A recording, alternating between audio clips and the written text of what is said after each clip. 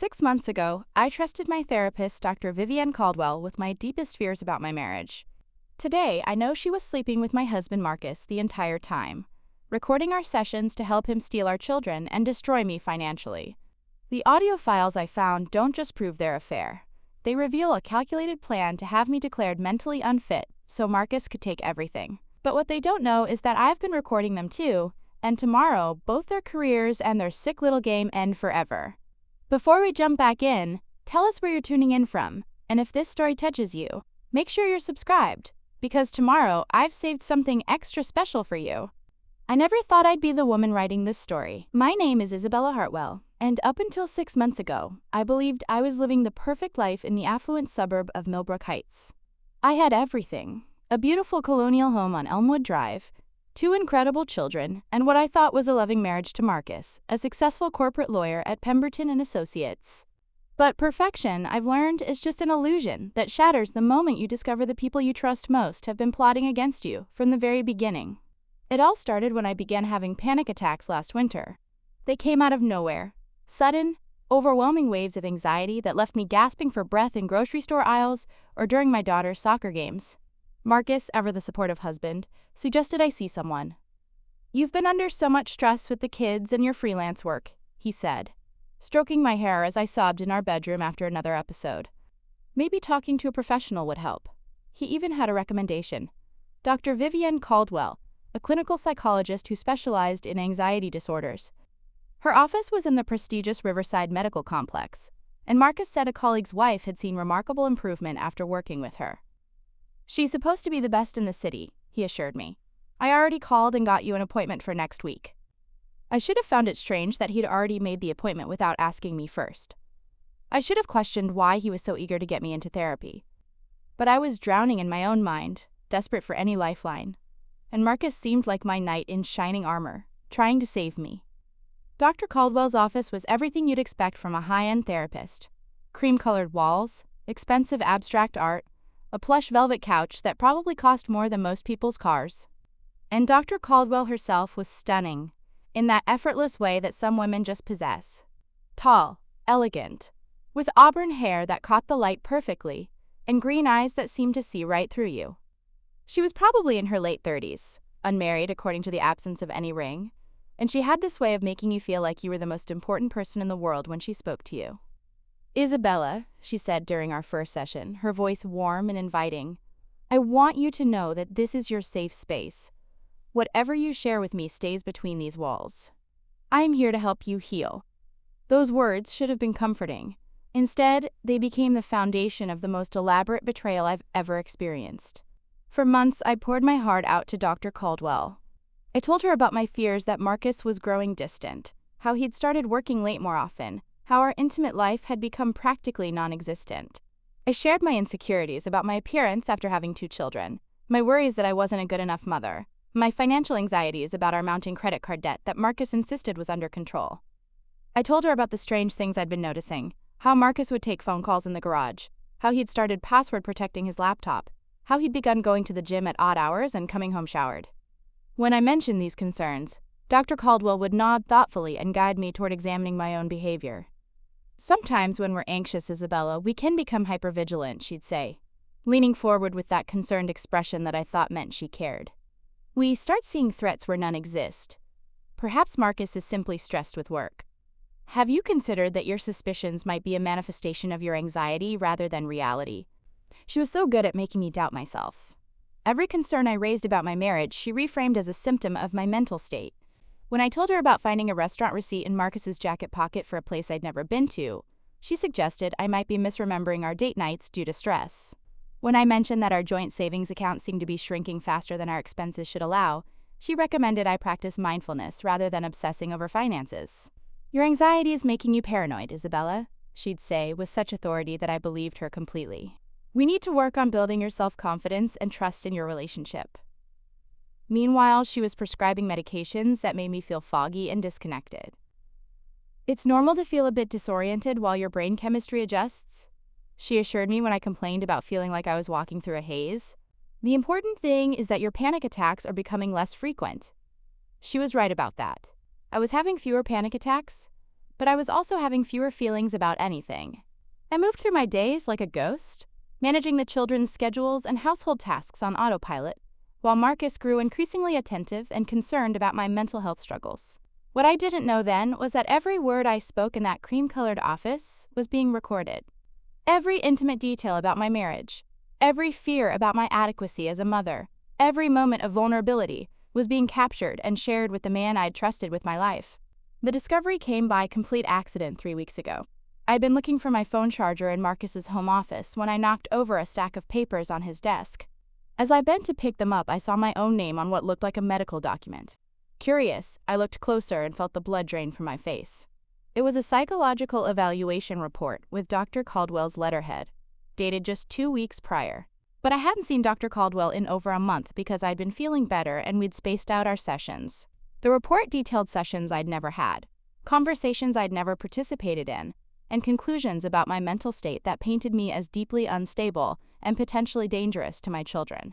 According to this fabricated report, I had been having violent fantasies about harming myself and others. I had allegedly confessed to drinking heavily during the day while caring for the children.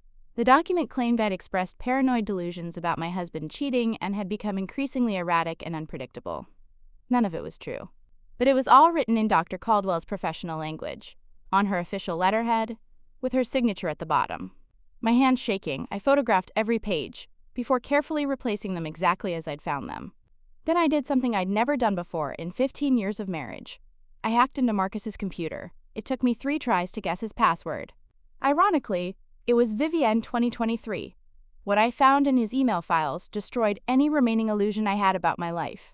Months of correspondence between Marcus and Dr. Caldwell, starting from before I'd ever set foot in her office.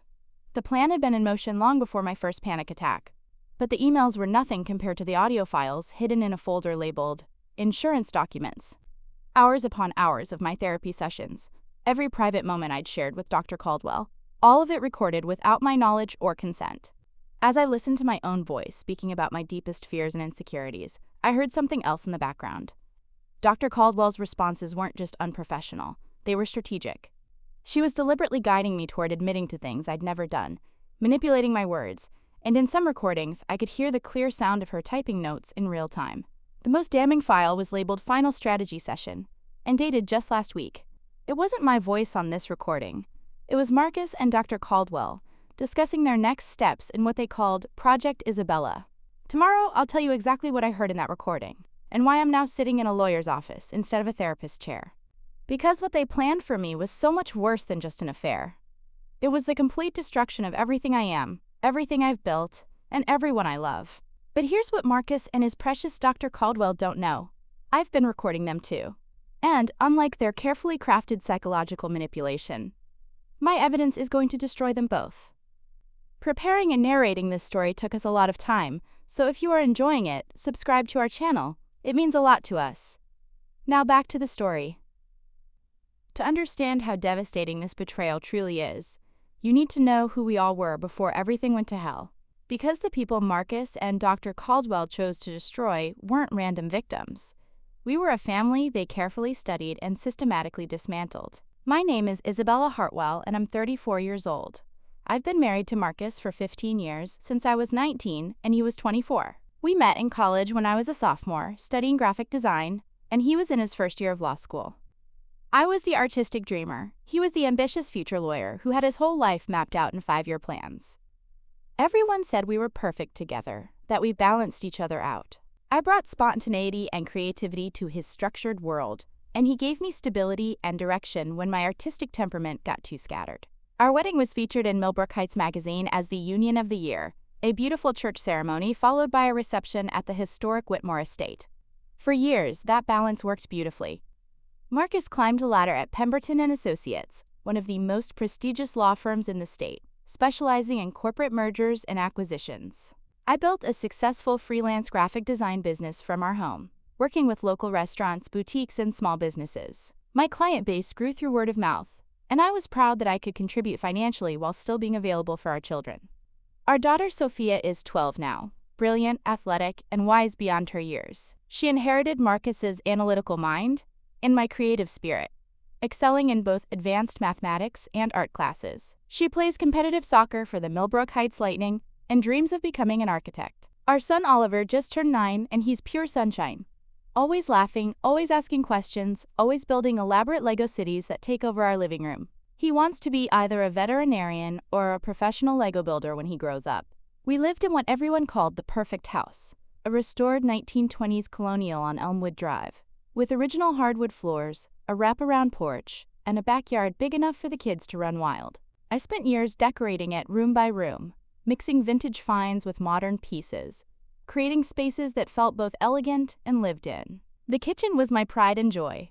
Cream cabinets, marble countertops, and a farmhouse sink where I'd prepare elaborate Sunday dinners for Marcus's colleagues and their families. Marcus was the kind of husband other women envied. He never forgot our anniversary, always brought me flowers on random Tuesdays, and bragged about my design work to anyone who would listen. He coached Oliver's Little League team and never missed one of Sophia's soccer games, even if it meant leaving the office early. He'd text me throughout the day with little jokes or photos of things that reminded him of me. I thought we had the kind of marriage people write novels about.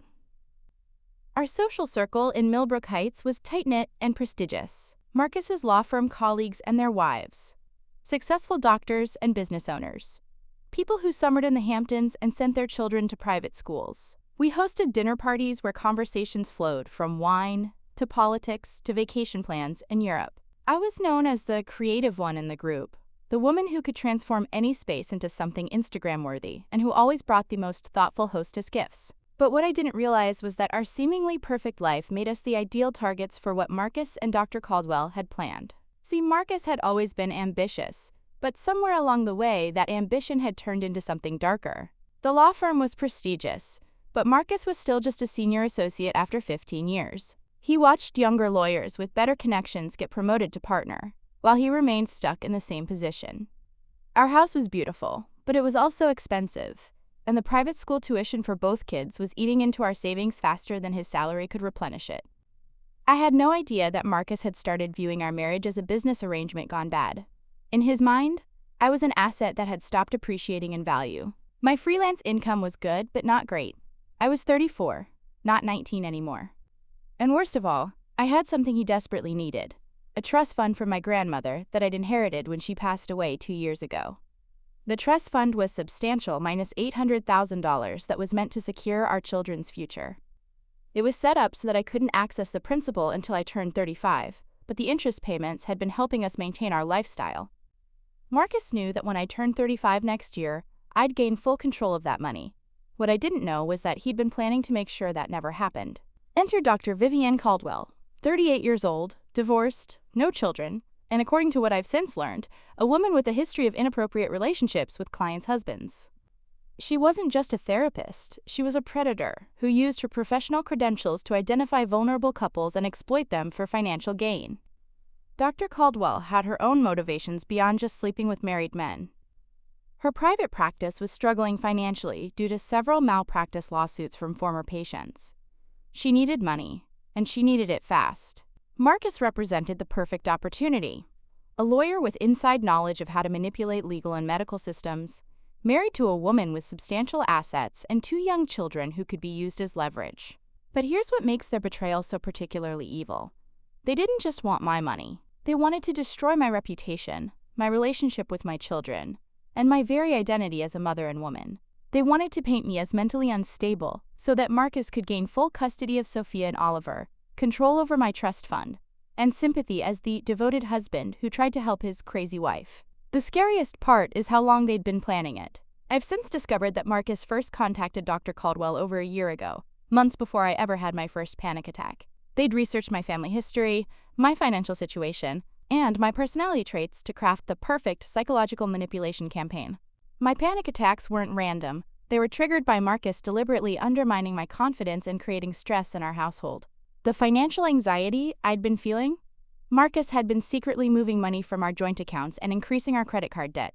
The distance in our marriage? He'd been emotionally withdrawing to make me feel insecure and desperate for help. Everything I thought was real about my life, my marriage, and my mental health had been carefully orchestrated by the 2 people I trusted most in the world. But what Marcus and Dr. Caldwell didn't count on was that underneath all their manipulation and gaslighting, I was still the same determined woman who had built a successful business from nothing and raised 2 incredible children. They may have fooled me for months, but once I discovered their game, I became someone they never expected to face. A woman with nothing left to lose and everything to fight for. Before I tell you how Marcus and Dr. Caldwell systematically destroyed everything I held dear, I need you to understand what they took from me. Because this wasn't just about money or custody, they stole 15 years of genuine love, memories that I can never trust again, and a future I thought was guaranteed. The early years of our marriage were everything fairy tales promise you they'll be.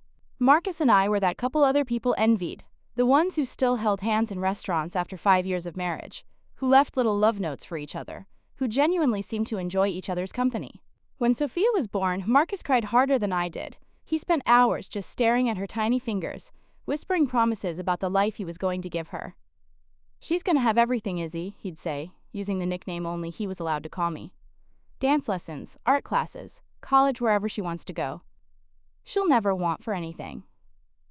When Oliver came along 3 years later, Marcus was just as devoted. He'd get up for 3 a.m. feedings without complaint, singing off-key lullabies that somehow always worked. He taught both kids to ride bikes in our driveway, running behind them with his hands outstretched, ready to catch them if they fell. Every Father's Day, he'd get emotional reading their handmade cards, keeping every single one in a special box in his office. Those weren't performances. I know the difference between genuine emotion and manipulation now, and Marcus's love for our children was real, which makes what he planned to do to them, to all of us, even more twisted. Our Sunday family traditions were sacred. Every week, we'd have breakfast at Rosemary's Cafe on Main Street, where the kids would order the same thing every time: chocolate chip pancakes for Sophia, French toast for Oliver. Marcus would read the sports section aloud, doing funny voices for the player quotes that made the kids giggle. Then we'd spend the afternoon at Riverside Park, where Marcus taught Oliver to throw a perfect spiral and cheered louder than any other parent when Sophia scored her first soccer goal. Evenings were my favorite time. After the kids were in bed, Marcus and I would curl up on our living room couch with glasses of wine, a Pinot Noir from a vineyard we discovered on our honeymoon in Napa Valley. We'd talk for hours about everything and nothing. He'd tell me about his cases, and I'd share stories about my design clients. We'd plan vacations we wanted to take the kids on, debate whether we should refinish the hardwood floors, argue playfully about whose turn it was to deal with the dishwasher repairman. Marcus was my best friend, my partner in every sense of the word. When I was struggling to land my first big corporate client, he helped me practice my presentation so many times he could recite it himself. When his father had his heart attack 2 years ago, I was the one who held Marcus while he sobbed, terrified of losing the man who'd taught him everything about being a husband and father. We had our problems, of course. Marcus worked long hours, sometimes missing dinner with the family. I could be moody when I was on deadline for a particularly challenging project, but we always talked through our issues. We went to bed angry maybe 5 times in 15 years, and never for more than one night. The intimacy between us was something I treasured.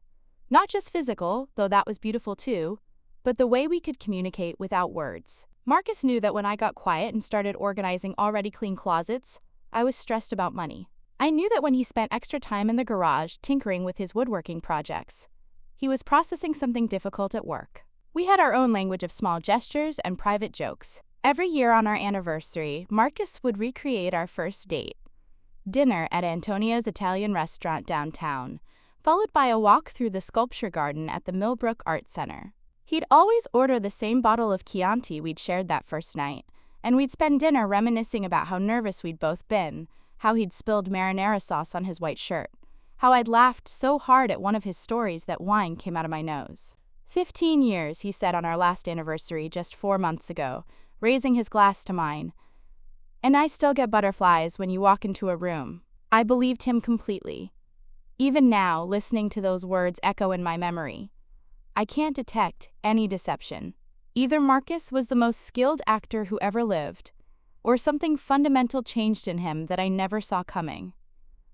Our financial life seemed stable and growing. Marcus's salary at Pemberton Associates was substantial, and my design business had taken off beyond my wildest expectations.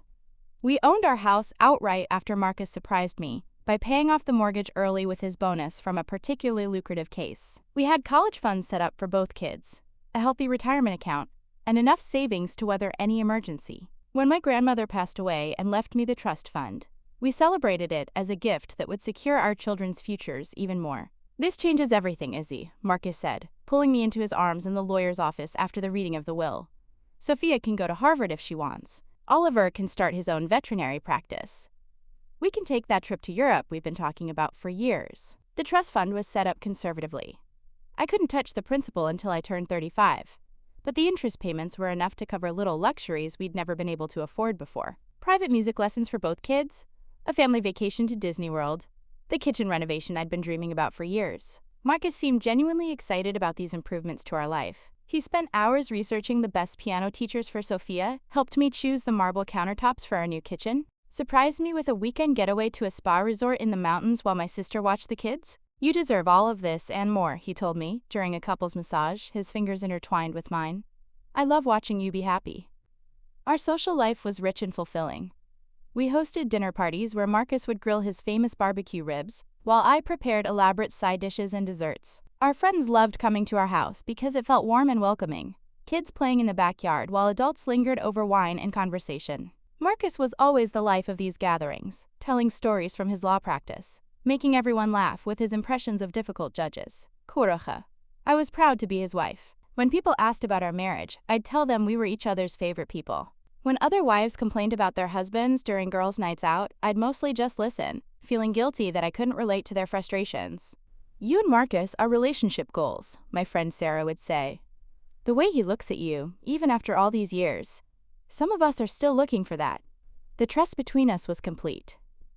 Marcus had the passwords to all my accounts, and I had his. We shared everything: financial decisions, parenting strategies, career moves. When Marcus suggested I start seeing a therapist for my anxiety, it never occurred to me to question his motives. He was looking out for my well-being the same way he'd always done. Legolchas. Even my panic attacks, which seemed to come out of nowhere, didn't shake my faith in our marriage. Marcus was nothing but supportive, researching anxiety disorders online, bringing me herbal tea during particularly bad episodes, holding me when I couldn't catch my breath. He'd taken on more household responsibilities without complaint, helping with dinner and bedtime routines when I was too overwhelmed to function normally. We'll get through this together, he'd whisper during my worst moments. I'm not going anywhere, Izzy. We're a team, remember? Looking back now, knowing what I know, I can see moments that should have been red flags. The way Marcus seemed almost relieved when I had panic attacks, as if they confirmed something he'd been suspecting. How quickly he'd researched Dr. Caldwell and gotten me an appointment. The subtle ways he'd validate my anxiety while simultaneously undermining my confidence in my own perceptions. But at the time, all I saw was a devoted husband trying to help his struggling wife. I trusted him completely because he'd never given me a reason not to.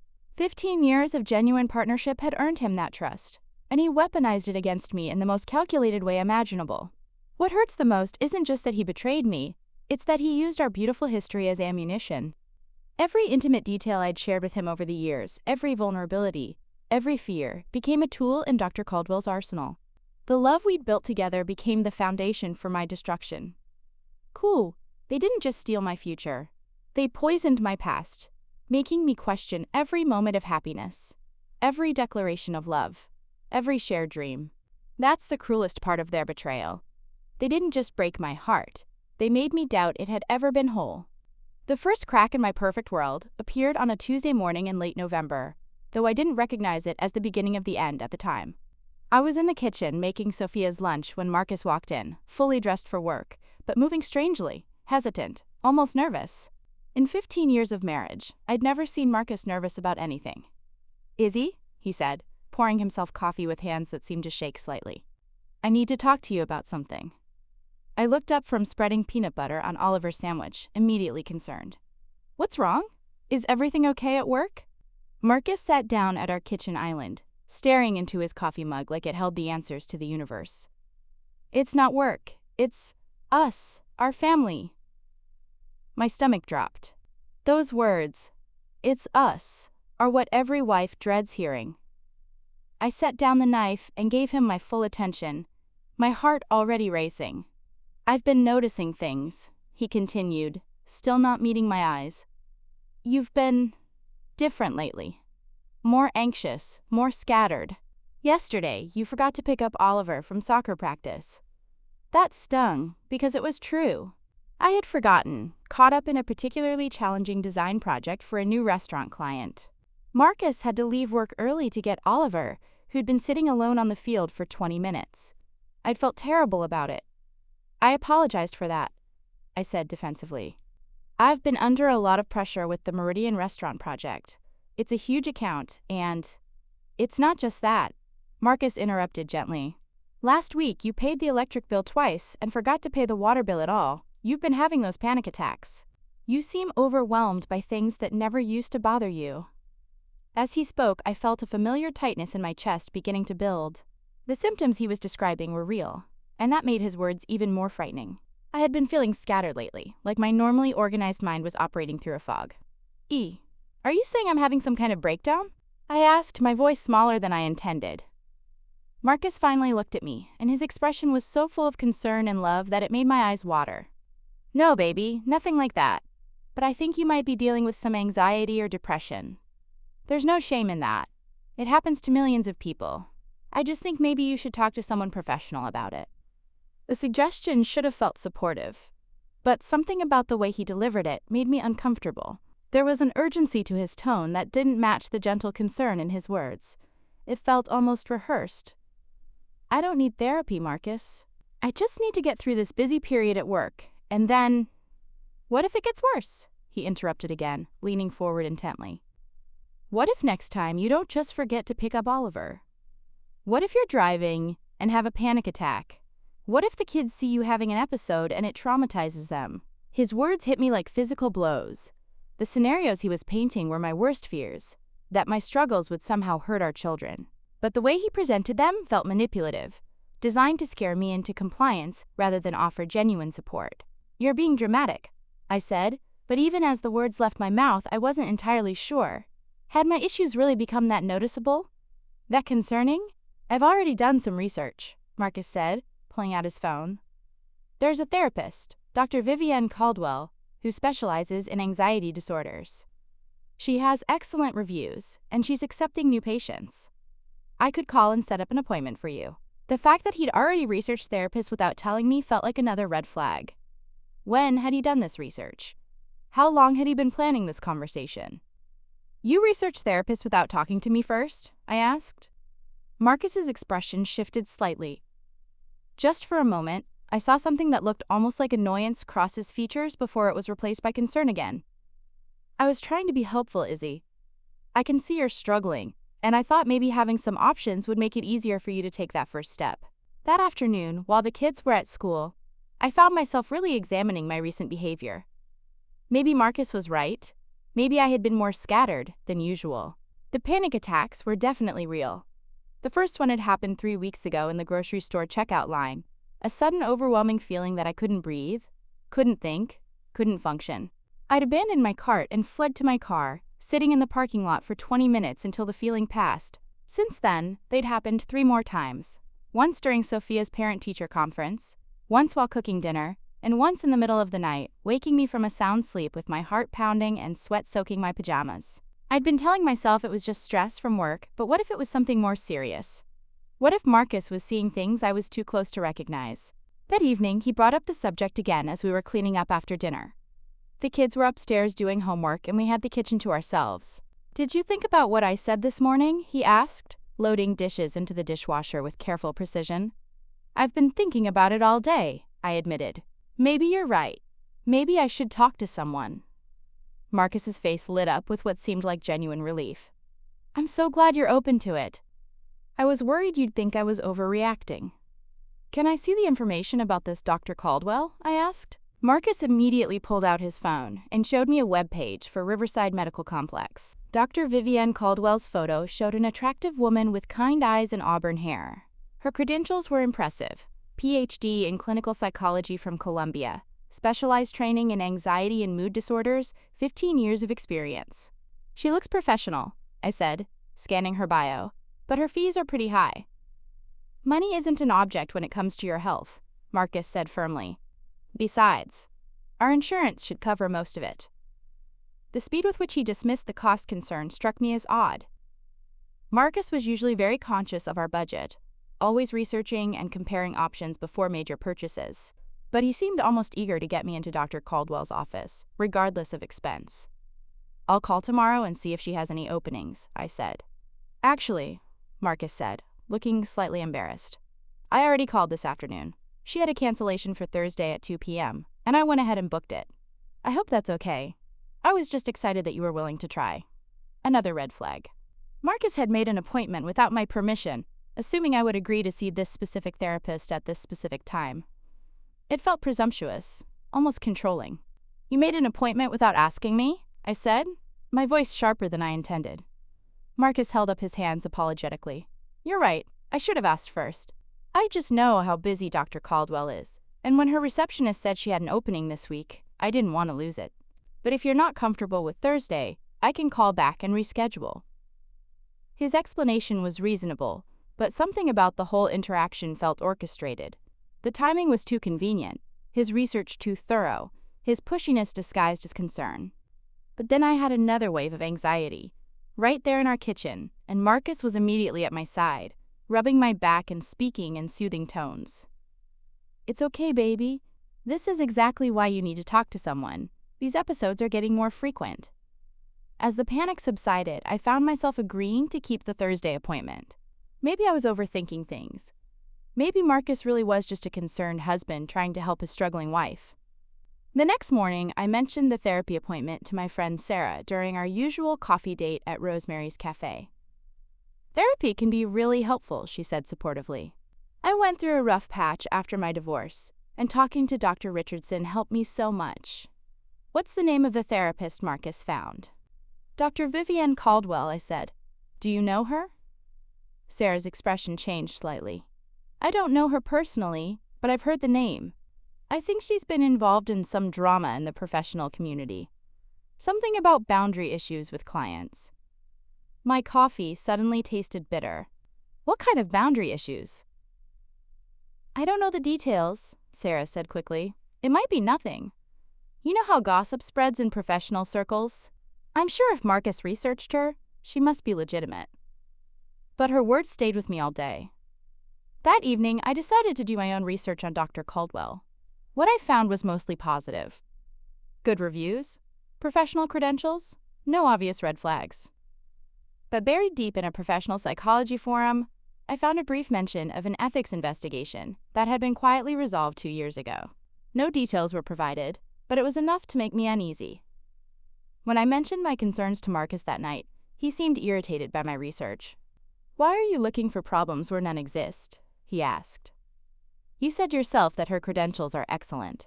One anonymous forum post doesn't invalidate her entire career." "I just want to make sure I'm seeing someone reputable," I said. "Sometimes, Izzy, your anxiety makes you paranoid," Marcus said, and there was an edge to his voice I'd rarely heard before. "You're looking for reasons to avoid getting help, and that's not healthy." The word paranoid hit me like a slap. Marcus had never spoken to me that way before, never dismissed my concerns so casually. But before I could respond, he seemed to catch himself. "I'm sorry," he said, pulling me into his arms. "I didn't mean to sound harsh. I'm just worried about you, and I want you to get the help you need. Dr. Caldwell comes highly recommended, and she has an opening. Sometimes you have to take a leap of faith." As I fell asleep that night, I couldn't shake the feeling that something fundamental was shifting in our marriage. The man who had always valued my opinions and included me in decisions was suddenly pushing me toward a course of action I wasn't entirely comfortable with. But every time I tried to voice my concerns, he made me feel like my anxiety was clouding my judgment. Maybe it was. Maybe I really was becoming paranoid and unable to see clearly. Maybe Marcus was right, and I needed professional help to get back to being the wife and mother my family deserved. But as I drifted off to sleep, one thought kept echoing in my mind. Since when did Marcus use words like paranoid to describe me? And why did it feel like he'd been planning this conversation for weeks?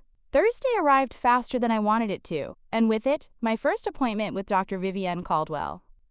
Marcus had offered to drive me to the Riverside Medical Complex, but I insisted on going alone. Something about his eagerness to be involved in every aspect of my treatment made me uncomfortable, though I couldn't articulate why. The moment I walked into Dr. Caldwell's office, I understood why Marcus had been so quick to recommend her. She was stunning in a way that made me immediately conscious of my own appearance. Tall, elegant, with that effortless sophistication some women seem to be born with. Her auburn hair was perfectly styled, her makeup flawless but natural looking, and her smile was warm and inviting. "Isabella," she said, extending a perfectly manicured hand. "I'm so glad you decided to come in. Marcus spoke very highly of you when he called." The casual mention of Marcus caught me off guard. "You spoke with my husband?" "Just briefly, when he made the appointment," she said smoothly. "He seemed very concerned about your well-being. It's wonderful to have such a supportive partner." Something about the way she said supportive partner made my skin crawl, though I couldn't pinpoint why. Her tone was professional, but there was an undertone I couldn't identify. Médité. The session itself started normally enough. Dr. Caldwell asked about my family history, my current stressors, the frequency and triggers of my panic attacks. I found myself opening up more than I'd expected, partly because she seemed genuinely interested, and partly because I was desperate to understand what was happening to me. "These episodes you're describing are quite common," she said, taking notes in a leather-bound notebook. "Anxiety disorders often emerge in women your age, especially those juggling career and family responsibilities. Tell me about your relationship with Marcus. How has he been handling your struggles?" I spent 20 minutes describing Marcus's supportiveness, his patience with my scattered behavior, his willingness to take on extra household responsibilities. As I talked, Dr. Caldwell nodded and made notes, occasionally asking follow-up questions that seemed designed to highlight Marcus's positive qualities. "He sounds like a remarkably understanding husband," she said. "Many men struggle when their wives go through mental health challenges. You're very fortunate." Again, something about her tone bothered me. It felt less like professional observation and more like personal opinion, as if she knew Marcus beyond our brief phone conversation. "Before you leave," Dr. Caldwell said as our session wound down, "I'd like to prescribe something to help with your anxiety. It's a mild anti-anxiety medication that should help regulate your mood while we work on the underlying issues." She handed me a prescription for something called clonazepam. "Start with half a tablet in the morning and half at night. You should notice a difference within a few days." When I got home, Marcus was waiting in the kitchen with an expectant expression. "How did it go? Do you like her?" "She seems professional," I said carefully. "She prescribed medication." Marcus's face lit up. "That's great. I'm so proud of you for taking this step, Izzy. What kind of medication?" I showed him the prescription, and he nodded approvingly. "Clonazepam is supposed to be very effective. I did some research on anxiety medications while you were gone." Of course he had. Marcus seemed to be researching everything related to my mental health with an intensity that felt excessive. But maybe that was just his way of being supportive. The medication worked, but not in the way I'd expected. Within a week, my panic attacks had virtually disappeared, but everything else felt muted too. Colors seemed less vibrant, emotions felt distant, and I found myself struggling to concentrate on my design work. When I mentioned this to Dr. Caldwell during my second session, she assured me it was normal. "Your brain is adjusting to the medication," she said. "Some cognitive dulling is expected initially. We can adjust the dosage if needed, but I'd recommend giving it at least a month before making changes." Meanwhile, my relationship with Marcus seemed to be improving dramatically. He was more attentive than he'd been in months, bringing me coffee in bed, surprising me with small gifts, constantly asking how I was feeling. But there was something performative about his attention that made me uneasy. It was during my third week on the medication that I started noticing the financial irregularities. I was paying bills online when I realized our joint checking account balance was lower than it should have been. Several transactions caught my attention. Withdrawals I didn't remember making, transfers to accounts I didn't recognize. When I asked Marcus about them, he had explanations for everything. The $2,000 withdrawal was for Sophia's upcoming school trip that I'd forgotten about. The $1,500 transfer was for Oliver's new dental work. The $800 was for the car repair that had been done the previous week. All of his explanations sounded reasonable, but I couldn't shake the feeling that something was off. I'd always been meticulous about our finances, but lately my medication-induced fog was making it hard to keep track of details. "Maybe you should focus on getting better and let me handle the finances for a while," Marcus suggested when I brought up my confusion. "You're under enough stress without worrying about bills and budgets." The suggestion should have felt caring, but instead, it felt like another door closing. First, he'd pushed me into therapy. Then medication. Now he wanted to take over our financial management. Each step seemed logical in isolation, but together they painted a picture of my increasing dependence on him. It was around this time that I started noticing Marcus's phone habits changing. He'd always been casual about his phone, often leaving it on the counter while he showered or went to the garage. But suddenly, it was always in his pocket, always face down when he set it down, always password protected. When I asked about the new security measures, he said his law firm had implemented stricter protocols for client confidentiality. Another reasonable explanation that felt somehow wrong. Atag whole hep protocols. The first time I caught him lying about where he'd been was on a Wednesday evening in December. He'd texted me saying he was working late on a deposition, but when I drove past Pemberton Associates on my way to pick up Oliver from his friend's house, Marcus's car wasn't in the parking lot. The building was dark except for security lights. When he came home 2 hours later, I asked about his evening.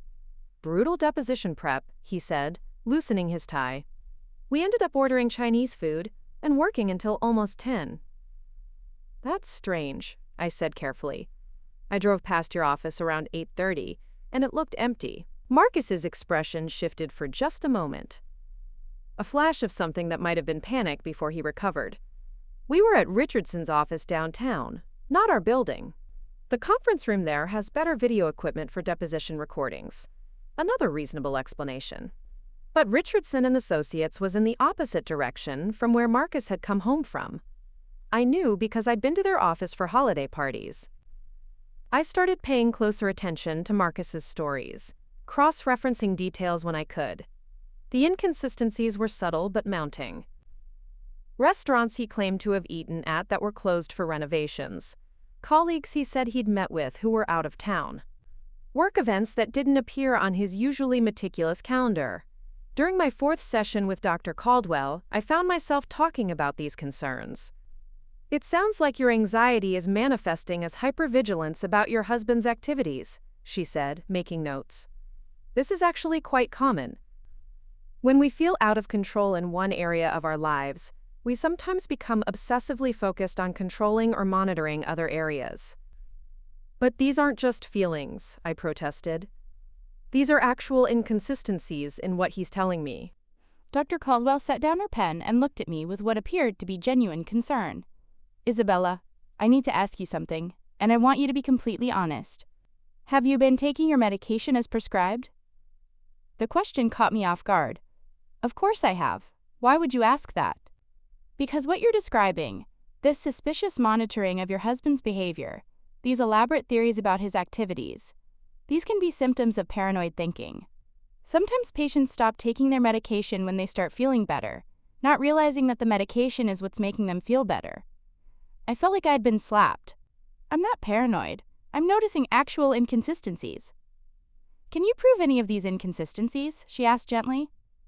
Do you have concrete evidence that Marcus is lying to you, or are these just feelings and suspicions? I opened my mouth to respond and realized I couldn't. Everything I'd noticed could be explained by innocent mistakes, miscommunications, or my own confused recollections. On paper, I probably did sound paranoid. I think we need to consider adjusting your medication, Dr. Caldwell continued.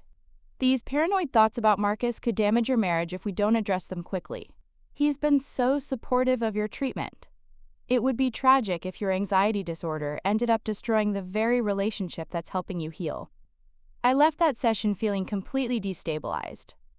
Was I really becoming paranoid? Were my concerns about Marcus just symptoms of my mental illness?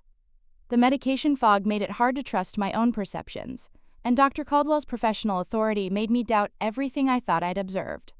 That night, Marcus was especially affectionate, as if he could sense my emotional turmoil. He made my favorite dinner, ran me a bath, and spent an hour just holding me while we watched television.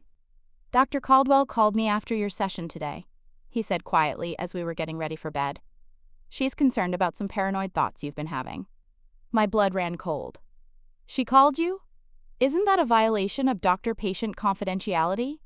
She was worried about you, and she had my permission from when I made the appointment, Marcus said.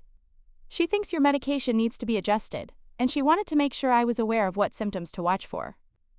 The idea that my therapist and my husband were discussing my mental state behind my back made me feel violated and exposed. But Marcus's explanation seemed plausible, and my medicated brain couldn't think clearly enough to determine whether it was appropriate or not. "What did she tell you?" I asked. "Just that you've been having some suspicious thoughts about my activities, and that it's a common symptom that can be managed with the right medication adjustment," Marcus said, stroking my hair. "Baby, I need you to trust the process. Dr. Caldwell is trying to help you get better." As I lay in bed that night, staring at the ceiling, I felt like I was drowning in my own mind. Every instinct I had was screaming that something was wrong, but everyone I trusted, my husband, my doctor, was telling me those instincts were symptoms of mental illness. Maybe they were right. Maybe I really was losing my grip on reality. But if that was true, why did I feel more trapped than healed? The moment that shattered my world completely came on a snowy Friday evening in January. I'd been on the adjusted medication for 3 weeks, and while the cognitive fog had lifted slightly, I still felt like I was living my life through a thick pane of glass, present but somehow removed from everything happening around me. Marcus had told me he was attending a mandatory legal conference in Hartford that weekend. Something about new federal compliance regulations that all the partners and senior associates had to attend. He'd shown me the conference materials, kissed me goodbye with what seemed like genuine regret, and promised to call every evening. I should have been relieved to have some quiet time with the kids, but instead I felt restless and unsettled. The house felt different when Marcus wasn't there. Not peaceful, but empty in a way that made me acutely aware of how much I'd been depending on his presence to feel anchored. Saturday passed uneventfully.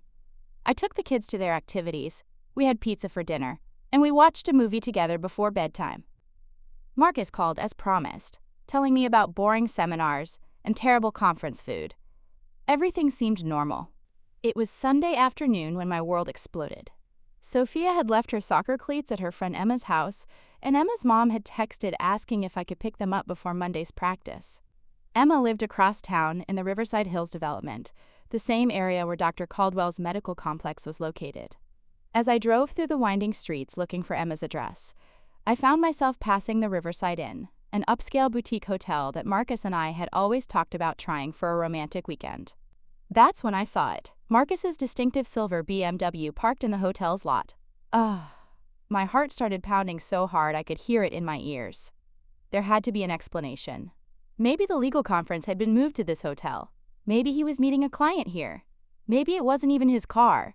Silver BMWs weren't exactly rare. But as I sat in my car staring at the license plate, I knew with absolute certainty that it was Marcus's car. The small dent on the rear bumper from when Oliver had hit it with his bicycle last summer was clearly visible. I parked across the street and tried to think rationally.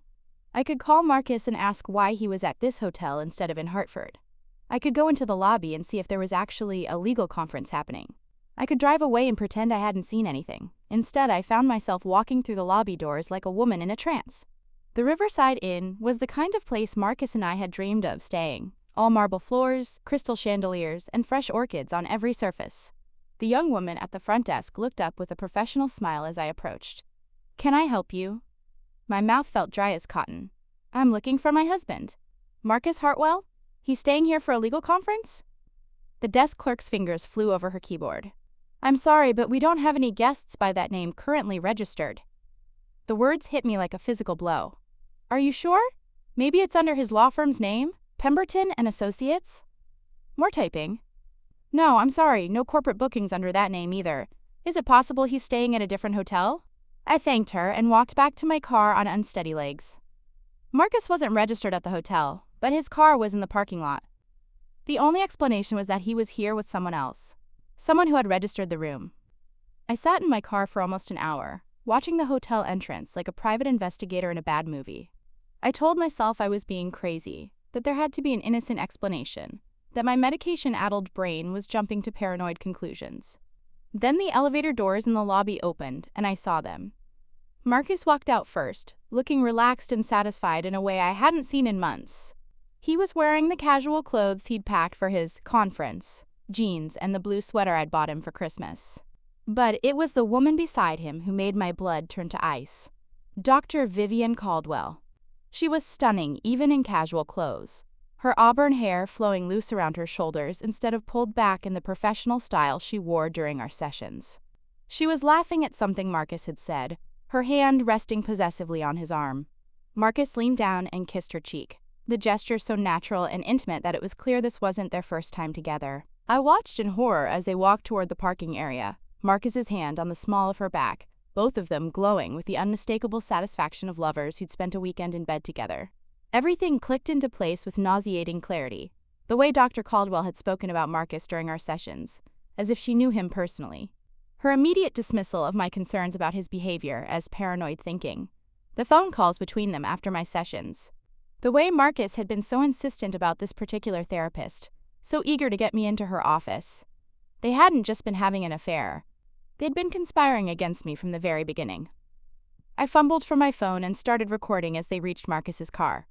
Dr. Caldwell pulled him close for a long, passionate kiss before getting into her own vehicle, a sleek black Lexus that I now remembered seeing in the medical complex parking lot during my appointments. As Marcus drove away, I sat in my car, shaking so violently I couldn't start the engine. Everything I'd trusted, everything I'd believed about my life had been a lie. The man I'd loved for 15 years was not only cheating on me, but doing it with the therapist he'd manipulated me into seeing. The woman I'd been pouring my heart out to, telling my deepest fears and insecurities, had been sleeping with my husband and using my vulnerabilities against me. But the worst part wasn't the affair itself. It was the systematic way they'd been destroying my sense of reality.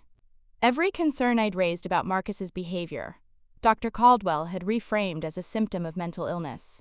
Every instinct that had screamed something was wrong, she'd medicated into submission. They'd been gaslighting me in the most professional, calculated way possible. I finally managed to start my car and drive to Emma's house to pick up Sophia's cleats, moving through the motions like a robot while my mind raced. Emma's mother invited me in for coffee, but I declined, knowing I couldn't trust myself to hold a normal conversation. When I got home, the kids were in the living room watching television, and I had to force myself to act normal. I made them dinner, helped Oliver with his homework, and listened to Sophia practice piano, all while feeling like my entire world was crumbling around me. Marcus called that evening as promised, full of stories about his conference. He complained about the boring seminars, the uncomfortable hotel beds, the terrible room service. Every word was a knife in my chest because I knew exactly where he'd been and what he'd been doing. "How was your day, baby?" he asked, his voice warm with what I now recognized as guilt-induced overcompensation. "Fine," I managed. "The kids and I just had a quiet day at home." "I miss you," he said, and the worst part was that some part of me still wanted to believe him. "I can't wait to get home tomorrow and hold you." After I hung up, I sat on our bed, the bed we'd shared for 15 years, where we'd conceived our children, where we'd comforted each other through losses and celebrated our victories, and finally allowed myself to fall apart. But even as I sobbed into my pillow, a part of my mind was working with a clarity I hadn't felt in months. The medication fog that had been clouding my judgment suddenly seemed less important than the rage building in my chest. They thought they'd broken me. They thought they'd made me so dependent on their version of reality that I'd never trust my own perceptions again. Maniac point. They were wrong. I spent the rest of the night going through Marcus's home office with surgical precision, photographing everything before putting it back exactly where I'd found it. Bank statements, credit card bills, insurance documents, legal papers. Anything that might give me insight into what they'd been planning. What I found was worse than I'd imagined. Hidden among the insurance papers was a folder labeled Isabella Medical Documentation. Inside were copies of all my therapy session notes, medication records, and something that made my blood run cold. A preliminary psychological evaluation report that painted me as severely mentally unstable and potentially dangerous to myself and our children. The report was dated 3 months in the future and signed by Dr. Caldwell, as if it were a fait accompli rather than a current assessment. It detailed episodes of paranoid delusions, violent outbursts, and substance abuse, none of which had actually happened.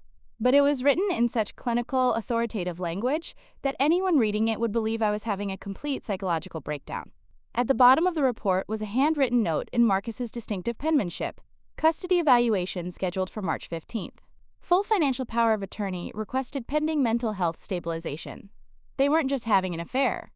They were planning to have me declared mentally incompetent so Marcus could take everything. Our children, my trust fund, our house, our entire life together. The therapy, the medication, the gaslighting. It had all been part of an elaborate plan to destroy my credibility and steal my life. As I sat there, surrounded by evidence of their betrayal, I felt something I hadn't experienced in months. Absolute clarity. The fog lifted from my mind like someone had switched on a bright light, and I could see their manipulation for exactly what it was. Marcus thought he was coming home to the same medicated, confused woman he'd left on Friday. Dr. Caldwell thought she had me convinced that my own instincts were symptoms of mental illness. They had no idea they'd just awakened someone who had nothing left to lose and everything to fight for. But I wasn't going to confront them yet. If they wanted to play psychological warfare, I'd show them how it was really done. They'd taught me well. Now it was time to become their students' worst nightmare. Marcus came home Monday evening with flowers, a bouquet of white roses that he claimed he'd picked up at the Hartford Hotel gift shop. He kissed me with what I now recognized as the performance of a guilty man trying to overcompensate, his lips tasting like lies and betrayal. "I missed you so much," he said, wrapping his arms around me in our kitchen. "That conference was torture. All I could think about was getting home to you and the kids." I forced myself to smile and lean into his embrace, even though every fiber of my being wanted to recoil. "How were the seminars? Did you learn anything useful?"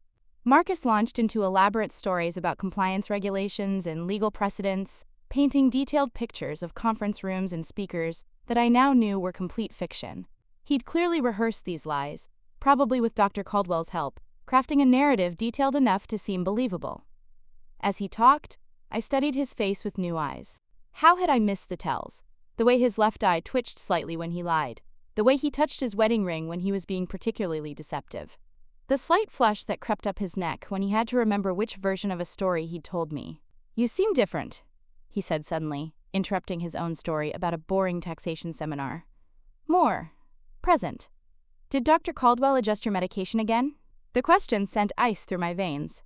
Of course he'd noticed that the medicated fog had lifted. Of course he'd be monitoring my mental state for signs that their plan was working. "I think I'm finally adjusting to the new dosage," I said carefully. "I feel more like myself again." Marcus's smile seemed strained. "That's wonderful, baby. I'm so proud of how hard you've worked to get better." That night, as Marcus showered, I went through his phone with hands that barely trembled. I'd figured out his new password the night before, Vivienne 2024, because apparently he wasn't even creative with his betrayal. What I found made my stomach turn. Months of text messages between Marcus and Dr. Caldwell, dating back to before my first panic attack. The early messages were purely business, discussions of my psychological profile, strategies for triggering anxiety episodes, plans for medication management. But as the weeks progressed, they became increasingly intimate. "Isabella had another episode today during therapy," read one message from Dr. Caldwell. "I convinced her it was paranoid thinking about your work schedule. She's becoming more dependent on the medication. We should be able to move to phase 2 soon." Marcus's response: "Perfect. The financial transfers are almost complete. She hasn't noticed the missing money yet. You're incredible at this, V. Can't wait to celebrate properly this weekend." I screenshotted everything, my hands shaking with rage as I read message after message detailing their manipulation of my mental health, their theft of my money, and their sexual relationship. They discussed my most vulnerable moments like items on a business agenda, analyzed my reactions to their gaslighting like scientists studying a lab rat. One exchange from just last week made me physically nauseous. "Dr. Caldwell, she's starting to question the medication side effects. I may need to increase the dosage again." "Marcus, do whatever you need to do. The custody evaluation is in 2 months. She needs to be completely discredited by then." "Dr. Caldwell, don't worry, my love. By the time I'm done with her, no judge in the state will let her near those children unsupervised. They were planning to take my children away from me. Not just my money, not just my house, but Sophia and Oliver, the 2 people who mattered more to me than my own life." I forwarded every message to a secure email account I created that night, documenting their conspiracy in their own words. Then I carefully deleted the forwarded messages from Marcus's phone and put it back exactly where he'd left it. The next morning, I called Dr. Caldwell's office and scheduled an emergency session for that afternoon. When her receptionist asked if everything was okay, I let my voice break slightly. "I'm having some very disturbing thoughts," I said. "I'm scared I might be having a breakdown." Dr. Caldwell fit me in at 2 p.m., probably eager to document whatever crisis I was experiencing for her fraudulent psychological evaluation. I spent the morning preparing for the performance of my life. When I walked into her office that afternoon, I made sure to look disheveled and fragile. I'd skipped my morning medication, allowing some of the fog to return to my eyes. I'd messed up my usually neat hair and chosen clothes that were slightly wrinkled and ill-fitting. "Isabella," Dr. Caldwell said, her voice dripping with false concern. "You sounded very distressed on the phone. What's been happening?" I sat down heavily in the chair across from her desk, making sure my phone was positioned to record our conversation. I downloaded an app that would capture audio even with the screen off, something I'd learned from a true crime podcast I'd been binge listening to during my sleepless nights. "I think I'm losing my mind," I said, allowing real tears to fall. They weren't tears of despair, though. They were tears of rage that I channeled into seeming vulnerable. "I keep having these horrible thoughts about Marcus. I think he's trying to hurt me." Dr. Caldwell leaned forward with what looked like genuine excitement, disguised as professional concern. "What kind of thoughts, Isabella?" "I keep thinking he's not really working late. I imagine him with other women. Last night I was convinced he was poisoning my food." I laughed bitterly, making it sound hysterical rather than rational. "I know how crazy that sounds. I know these are just paranoid delusions, but they feel so real." Dr. Caldwell was scribbling furiously in her notebook. "Have you been taking your medication as prescribed?" "Yes, of course," I lied. "But it doesn't seem to be helping anymore. The thoughts are getting worse. Sometimes I look at Marcus and I don't even recognize him. It's like he's become a stranger." "These episodes of paranoid thinking are very concerning," Dr. Caldwell said, her voice taking on that clinical authority she used to make me doubt myself. "I think we need to consider a significant increase in your medication, possibly even a brief inpatient evaluation." There it was. The suggestion that I needed to be hospitalized, documented in her own words on my recording. "Inpatient evaluation?" I repeated, letting panic creep into my voice. "You mean like a psychiatric hospital?" "Just for a few days," she said smoothly. "It would give us a chance to stabilize your medication in a controlled environment and ensure you're not a danger to yourself or others." "Others?" I whispered. "You think I might hurt someone?" "These paranoid thoughts about Marcus are escalating," she said, her pen moving across her notepad. "Sometimes patients with your symptoms can become violent when they feel cornered or threatened. It's better to be safe." I was recording her every word as she built the case for my involuntary commitment. She was literally constructing the narrative that would justify taking my children away, and she thought I was too medicated and confused to understand what she was doing. "What about my children?" I asked. "Who would take care of Sophia and Oliver if I'm in the hospital?" "Marcus is perfectly capable of caring for them," she said. "In fact, it might be better for the children to have some distance from you while you're experiencing these symptoms. Children can be traumatized by seeing a parent in a psychiatric crisis."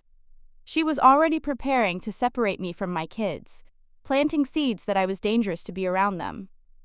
Every word was being carefully chosen to support the narrative she and Marcus had constructed. I spent another 20 minutes in that session, feeding her exactly the kind of paranoid, unstable behavior she wanted to document. I told her about imaginary fears, non-existent threats, and fictional episodes of erratic behavior. She ate it up, taking detailed notes that I knew would become part of the fabricated psychological evaluation I'd found in Marcus's files. When I left her office, I had 45 minutes of recorded audio of Dr. Caldwell building a false case for my involuntary commitment. More importantly, I had her own words proving that she was collaborating with Marcus to separate me from my children based on manufactured evidence. But the real breakthrough came that evening when Marcus suggested we have dinner out, just the two of us while his mother watched the kids. He claimed he wanted to celebrate my progress in therapy, but I knew he was probably meeting with Dr. Caldwell afterward to plan their next move. We went to Giuseppe's, an Italian restaurant downtown that we'd always considered our place. Marcus ordered the same bottle of Chianti we'd shared on our first date, playing the role of the devoted husband trying to reconnect with his troubled wife. "Dr. Caldwell called me this afternoon," he said halfway through dinner, his voice carefully modulated to sound concerned rather than excited. "She's worried about the paranoid episodes you've been having." I took a sip of wine and let my hand shake slightly as I set the glass down. "She wants me to go to the hospital." Marcus reached across the table and covered my hand with his. "Baby, if Dr. Caldwell thinks it would help, maybe we should consider it. I know it's scary, but—" "You want me committed?" I interrupted, letting my voice rise just enough to attract attention from other diners. "Shh," Marcus said, glancing around nervously. "Not committed, just evaluated. A few days to get your medication adjusted properly." "And what about Sophia and Oliver? What am I supposed to tell them when mommy disappears into a mental hospital?" Marcus's mask slipped for just a moment, and I saw a flash of something cold and calculating in his eyes. They'll understand that mommy needs help to get better. Kids are resilient. That night, after Marcus fell asleep beside me, I lay awake staring at the ceiling and planning my next moves. They thought they had me cornered, that I was too broken and medicated to fight back effectively.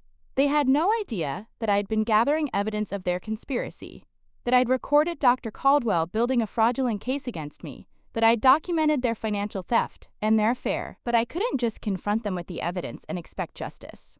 Marcus was a lawyer with connections throughout the legal system. Dr. Caldwell had professional credentials and the ability to paint me as a vindictive, unstable patient making false accusations. If I played this wrong, their false narrative about my mental state would become the accepted truth. I needed to be smarter than them. I needed to make them believe they were winning right up until the moment I destroyed them both. The next morning, I made 2 phone calls that would change everything. The first was to Dr. Caldwell's office, where I scheduled what I told them would be my final session before agreeing to the inpatient evaluation. The second call was to Jonathan Morrison, a private investigator I'd found through an online search. I told him I needed surveillance on my husband and his alleged mistress, that I suspected infidelity but needed proof before filing for divorce. I didn't tell him about the conspiracy to steal my children or the fraudulent medical documents. Not yet. First, I needed Jonathan to document their affair independently, creating evidence that couldn't be dismissed as the paranoid fantasies of a mentally unstable woman. Marcus and Dr. Caldwell thought they were playing chess while I was barely managing checkers. They had no idea I'd learned the rules of their game and was about to flip the board on them both. The breaking point came 3 days later on a Thursday morning that started like any other but ended with me questioning whether I would ever see my children again.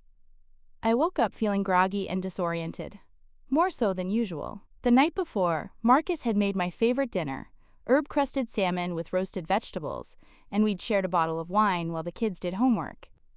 I remembered feeling drowsy earlier than normal and going to bed around 9 o'clock, which was unusual for me. As I struggled to clear the fog from my head, I noticed Marcus was already dressed for work, sitting on the edge of our bed with his phone in his hand. "How are you feeling this morning, baby?" he asked, his voice filled with what I now recognized as false concern. "Terrible," I admitted, because it was true. My head felt like it was stuffed with cotton, and my thoughts seemed to move through molasses. "I think I might be getting sick." Marcus's expression shifted to what looked like genuine worry, but I caught something else underneath. Was it satisfaction? "You were talking in your sleep again last night, saying some pretty disturbing things." Ice shot through my veins. "What kind of things?" "You kept saying you wanted to hurt me, that you were going to make me pay for what I'd done." Marcus's voice was carefully measured, as if he were reporting facts rather than building a narrative. "At one point, you got up and went to the kitchen. I followed you because I was worried, and you were standing there holding one of our large knives, just staring at it." "That's not true," I said immediately. But even as the words left my mouth, I felt a flicker of doubt. The previous evening was strangely hazy in my memory. Had I gotten up during the night? I don't remember any of that. "That's what worries me most," Marcus said, reaching over to take my hand. "You don't remember." Dr. Caldwell warned me that the paranoid episodes could escalate to sleepwalking or even sleep violence. She said patients in your condition sometimes act out their delusions while unconscious. I pulled my hand away from his, my mind racing despite the fog. "You're lying." "I would never." "I recorded it," Marcus said quietly, pulling out his phone. "I was so scared about what was happening that I started recording when you got up." He showed me a video that made my blood run cold. In grainy night vision quality, I could see a figure that looked like me standing in our kitchen, holding a knife and staring at it with an expression I'd never seen on my own face. The figure in the video moved with jerky, unnatural motions, like someone sleepwalking or heavily sedated. P.A. But something about the video felt wrong. The timestamp showed 2:47 a.m., but I had no memory of getting up at that time. The figure's hair was different from how I'd gone to bed, and the pajamas looked similar to mine, but not identical. "This isn't me," I said, but my voice sounded weak even to my own ears. "Isabella, you're scaring me," Marcus said, his performance of a concerned husband so convincing that I almost believed him myself. I think we need to call Dr. Caldwell right now. These episodes are getting dangerous. Before I could protest, Marcus was already dialing. I heard him speaking in urgent, hushed tones, describing my erratic behavior and violent sleepwalking episode. He painted a picture of a woman spiraling into dangerous psychosis, using clinical terms he'd obviously rehearsed. "She can see you in an hour," he said after hanging up. "Emergency session." As I got dressed with trembling hands, I tried to piece together the previous evening. The wine had tasted slightly different, more bitter than usual. I'd felt unusually drowsy, more so than one glass of wine should have caused. And this morning's fog felt different from my usual medication side effects. Croat. Had Marcus drugged me? Had he somehow staged that video while I was unconscious? But even as these thoughts formed, I found myself doubting them. Maybe I really was having a psychotic break. Maybe the stress of suspecting Marcus of an affair had pushed me over the edge. The video looked real, and my memory of the evening was genuinely hazy. An hour later, I sat in Dr. Caldwell's office, feeling more disoriented than I had in weeks. She listened with grave concern as Marcus recounted the previous night's events, taking detailed notes and asking pointed questions about my, quote, deteriorating mental state. "Isabella," she said finally, "I'm very concerned about what Marcus has described. These nocturnal episodes, combined with your increasing paranoid delusions, suggest that your condition is progressing rapidly." "I don't remember getting up," I said, my voice barely above a whisper. "That's precisely what makes this so dangerous," Dr. Caldwell replied. "You're acting out violent fantasies while unconscious. Next time, you might not just hold a knife, you might use it." The words hit me like physical blows. "I would never hurt anyone." "Not consciously," she agreed. "But in your current mental state, you're not in control of your actions. I think we need to consider immediate hospitalization." "No," I said, panic rising in my chest. "I need to be home with my children." Dr. Caldwell and Marcus exchanged a look that I caught despite my medicated haze.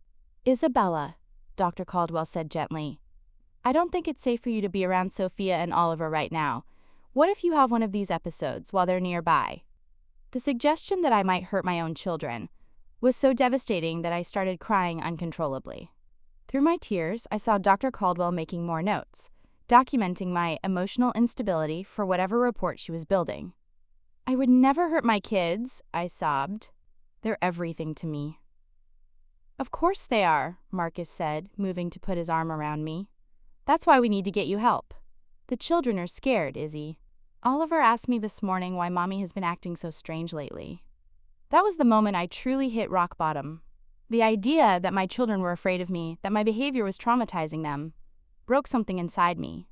All my suspicions about Marcus and Dr. Caldwell seemed insignificant compared to the possibility that I was hurting Sophia and Oliver. "What do I need to do?" I asked through my tears. Dr. Caldwell leaned forward with what looked like relief. "I'm going to arrange for a 72-hour psychiatric hold at Millbrook General Hospital. It's just for observation and medication adjustment. You'll be back home by Sunday." "A psychiatric hold?" The words felt like a death sentence. "It's voluntary," she assured me. "You can check yourself in. But Isabella, if you refuse, I'll have to consider an involuntary commitment. The video evidence Marcus showed me, combined with your deteriorating condition, gives me grounds to declare you a danger to yourself and others." I was trapped. If I agreed to voluntary commitment, I'd be giving them exactly what they wanted. If I refused, they'd have me committed anyway, and my resistance would be used as further evidence of my mental instability. "The children," I whispered. "What will they think when I disappear?" "We'll tell them Mommy is going to a special hospital to get better," Marcus said. "They'll understand." That afternoon, Marcus drove me to Millbrook General Hospital's psychiatric wing. I'd packed a small bag with basic necessities, feeling like I was packing for my own funeral. As we walked through the hospital corridors, I caught sight of my reflection in a window and barely recognized myself. I looked exactly like what I was being painted as, a broken, unstable woman who needed to be locked away for everyone's safety. The intake process was humiliating. Forms to sign, questions about my mental state, a physical examination that treated me like I was already presumed dangerous. They took my phone, my purse, even my shoelaces. I was given a hospital bracelet that felt like a shackle, and shown to a sterile room, with no sharp edges and windows that couldn't be opened. Marcus kissed me goodbye at the door of the psychiatric unit, and for a moment his mask slipped. I saw satisfaction in his eyes, the look of a man whose plan was coming together perfectly. "I'll visit every day," he promised, loud enough for the nurses to hear. "Just focus on getting better, baby." As the door closed behind him, I sat on the narrow hospital bed and realized that Marcus and Dr. Caldwell had won. They'd successfully painted me as mentally unstable and dangerous. I was locked in a psychiatric ward while they had free access to my children and my finances. By the time I got out, if I got out, they could have completed their plan to steal everything I cared about. The worst part was that a small voice in my head wondered if they were right. Maybe I really was losing my mind. Maybe the affair, the conspiracy, the financial theft, maybe all of it was just paranoid delusions created by a brain that was breaking down. That first night, in the hospital, lying on scratchy sheets under fluorescent lights that never completely turned off, I felt more alone than I ever had in my life. My children thought their mother was crazy. My husband was probably celebrating with his mistress. And I was beginning to doubt my own sanity. But then I remembered something. Hidden in the lining of my coat, which I'd been allowed to keep, was a small digital recorder I'd placed there before leaving the house. Throughout this entire nightmare, I'd been documenting conversations, building evidence that they didn't know existed. Even if I was locked up, even if they thought they'd neutralized me completely, I still had weapons they didn't know about. I just needed to figure out how to use them from inside a psychiatric ward. As I drifted off to sleep under the watchful eyes of night shift nurses, I made myself a promise. This wasn't the end of my story. This was just the beginning of their worst nightmare. Marcus and Dr. Caldwell thought they'd buried me alive. They had no idea they'd just given me the perfect place to plan their destruction. The following section contains excerpts from what appears to be Dr. Vivienne Caldwell's personal journal, discovered later during the investigation, along with recorded conversations between her and Marcus during Isabella's hospitalization. Dr. Vivienne Caldwell's journal entry, Day 1 of Isabella's hospitalization. Finally, after months of careful planning and psychological manipulation, Isabella Hartwell is exactly where she needs to be, locked away in a psychiatric ward where her paranoid delusions about Marcus and me can be dismissed as the ravings of a mentally unstable woman. I have to admit, there were moments when I worried she might be more perceptive than we anticipated. Isabella has an intelligence that made this operation more challenging than my previous cases. But that's exactly what made it so satisfying. Anyone can break a weak mind. It takes real skill to systematically destroy someone as strong as Isabella Hartwell. The beautiful irony is that she came to me for help. She trusted me with her deepest fears and vulnerabilities, never suspecting that I was weaponizing every word against her. Each session gave me more ammunition to build the psychological profile that would eventually destroy her credibility as a mother and wife. Marcus was initially skeptical about my methods. "Isn't this taking too long?" he asked during one of our early planning sessions. "Can't we just make her disappear more quickly?" But that's the difference between a lawyer's mind and a psychologist's understanding of human nature. Quick and brutal tactics leave evidence and create suspicion. What we've done to Isabella is elegant in its thoroughness. We've made her destroy herself. Every panic attack she experienced was triggered by environmental stressors that Marcus created. The financial irregularities that made her anxious about money, Marcus had been slowly draining their accounts for months. The distance in their marriage that made her feel insecure, Marcus's carefully calculated emotional withdrawal, designed to make her desperate for validation and support. When she came to me reporting these concerns, I was able to reframe each legitimate worry as a symptom of mental illness. Her financial anxiety became obsessive-compulsive thoughts about money. Her accurate perception that Marcus was being distant became paranoid suspicions about her husband's fidelity. The medication was crucial to the plan. Clonazepam, when properly managed, creates the perfect fog of confusion and emotional blunting. Isabella lost her ability to trust her own perceptions while becoming increasingly dependent on Marcus and me for guidance about reality. But the real masterstroke was getting her to voluntarily commit herself. The staged sleepwalking video was Marcus's idea, though I provided the psychological framework for making it believable. We knew Isabella well enough to predict that any suggestion she might hurt her children would completely devastate her. Her love for Sophia and Oliver became the weapon we used to destroy her. Recorded conversation, Marcus and Dr. Caldwell, Day 2 of Isabella's hospitalization.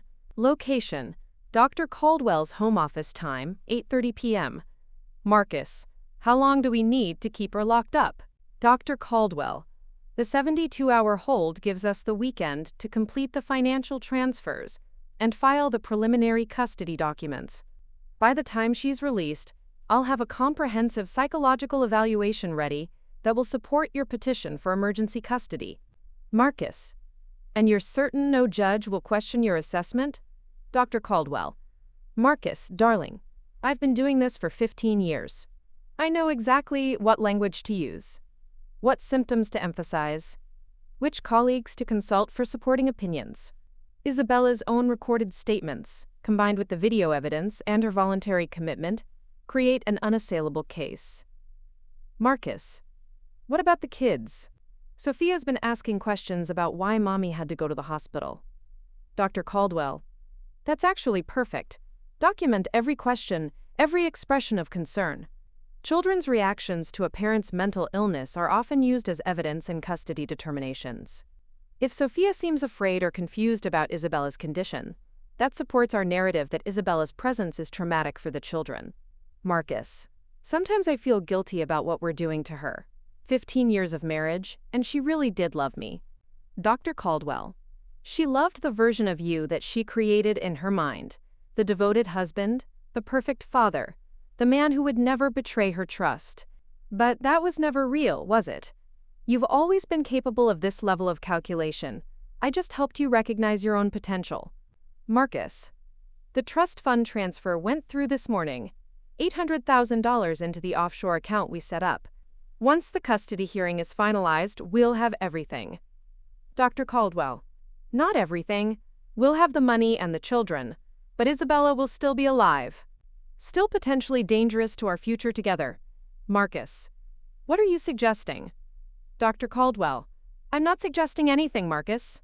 I'm simply observing that patients with Isabella's psychological profile have a high rate of suicide, especially after losing custody of their children. Tragic, but not uncommon. Marcus: Vivienne. Dr. Caldwell: I'm not saying we should do anything active. But if Isabella were to become so despondent about losing her children that she hurt herself, well, that would solve all our problems, wouldn't it?